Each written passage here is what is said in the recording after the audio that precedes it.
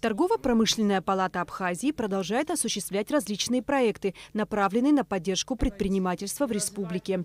Открывая сегодняшнюю встречу с бизнес-делегацией из Адыгеи, президент ТПП Тамила Мирцхулава подчеркнула, что развивать взаимоотношения между республиками необходимо во всех сферах, в том числе экономической. Сегодня площадка, которая предоставлена здесь на базе торгово-промышленной палаты с участием наших предпринимателей, это возможность для того, чтобы не просто воочию увидеться и пообщаться друг с другом. Это возможность найти себе новых потенциальных партнеров, заявить о себе, презентовать и сделать ряд предложений, которые, я надеюсь, не просто будут носить такой словесный характер, они будут использованы на практике, и мы сможем сделать все возможное для того, чтобы предпринимательство развивалось в наших республиках. Руководитель бизнес-делегации Адыгеи Рашид Зафесов выразил надежду на плодотворное сотрудничество и увеличение товарооборота между республиками. Здесь присутствует, и представитель абхазских добровольцев,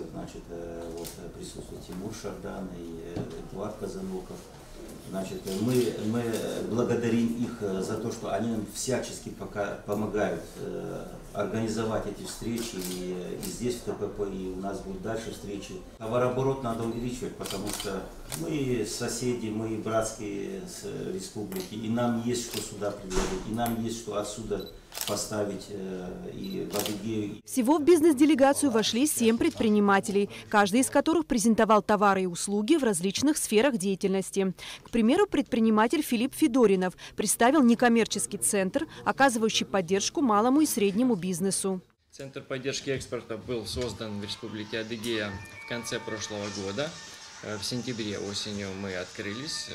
В других субъектах Российской Федерации уже по несколько лет успешно работают центры поддержки экспорта. И мы готовы помогать тоже нашим производителям, предпринимателям наладить свое сотрудничество с предпринимателями из Абхазии. На встрече выступили и предприниматели Адыгеи, занимающиеся экспортом кондитерских изделий, соков и нектаров, строительных материалов и труб. Со стороны абхазских предпринимателей также были презентованы товары и услуги разной направленности.